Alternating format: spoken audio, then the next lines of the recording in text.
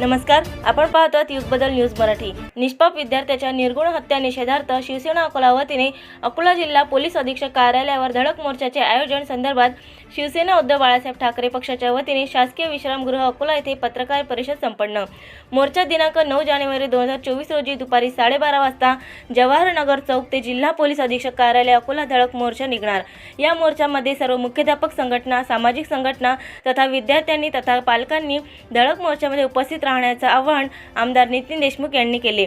यावेळी आमदार नितीन देशमुख, माजी आमदार हरिदासजी भदे, राजेश मिश्रा शहर प्रमुख शिवसेना अकोला पश्चिम, राहुल कराळे शहर प्रमुख शिवसेना अकोला पूर्व यांची पत्रकार परिषदेला उपस्थिती होती।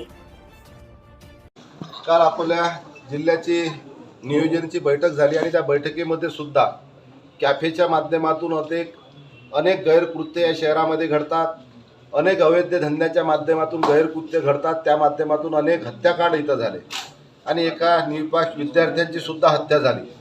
म्हणून जिल्हा नियोजन बैठकीमध्ये या शहरामध्ये CCTV कॅमेरे लावण्याची तरतूद करण्यात यावी अशी विनंती काल पालकमंत्री महोदयांना जिल्हा नियोजन समितीमध्ये बैठक केली आणि पालकमंत्री महोदयांनी सुद्धा त्याला होकार दिला।